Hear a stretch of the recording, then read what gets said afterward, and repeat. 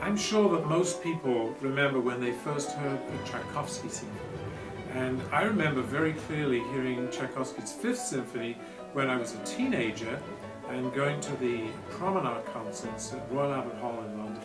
And the emotion and the drama of this music just took me to places I'd never been before. And I recollect all of that as I conduct Tchaikovsky's Fifth Symphony. We were rehearsing it last night, and the energy that it draws out of the musicians is absolutely electrifying. So we're hoping that people are going to enjoy hearing this symphony, which is a little bit like Beethoven's Fifth Symphony in some ways. It starts with this, well, in Beethoven it's very dramatic and fateful, but in this mood it's rather somber at the beginning. But it's this movement from despair to redemption, rather like Beethoven's Fifth Symphony. And the melody that we hear at the beginning actually appears in all the movements and is eventually transformed into a really exciting sort of positive quality at the end of the symphony. I'm sure people remember the first time they heard Beethoven as well, and we're going to be playing Beethoven's Fourth Piano Concerto, which was the last of the concertos that he played himself in the public premiere. He was going deaf. He'd been going deaf for nearly 10 years during the first part of the first decade of the 19th century.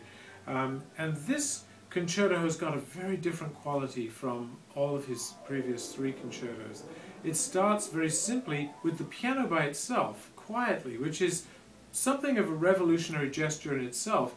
But then when the orchestra comes in, it comes in an unrelated key, and it's breathtakingly beautiful.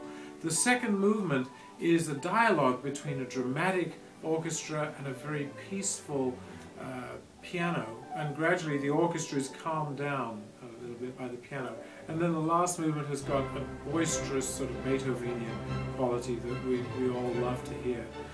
But the opening of the program is going to be quite unique because we're going to be doing a side-by-side with the Modesto Youth Symphony. And these talented young musicians get so much from sitting next to the professionals, and we're going to be playing together a piece that so many people know and love, again from childhood, and that's Mendelssohn's Fingal's Cave Overture, the Hebrides Overture.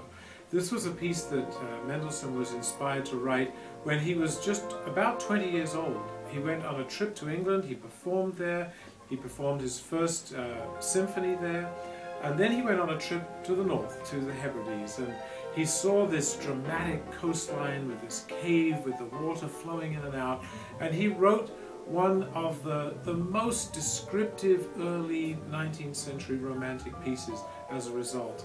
And it stayed in the repertoire ever since. It captures the imagination with its sort of rocking back and forth, its drama and its sort of bird calls from the woodwinds and the brass. And it's really a great piece to start the program, but I'm particularly excited that the Youth Orchestra is going to be joining us for this program. And I also want to mention that our associate conductor, Ming Luke, is going to be conducting the Beethoven Concerto. It's very important that we're not only supporting our young people in our collaboration with them, but also giving opportunities for young conductors too. And Ming is a wonderful young musician, and I'm looking forward to hearing him collaborate with John Nakamatsu, who is the 1997 Gold Prize winner of the Van Cliburn piano competition. So he brings a wealth of experience and just great musicianship to this Beethoven Fourth Piano Concerto. So we hope you enjoy this program of Mendelssohn, Beethoven and Tchaikovsky.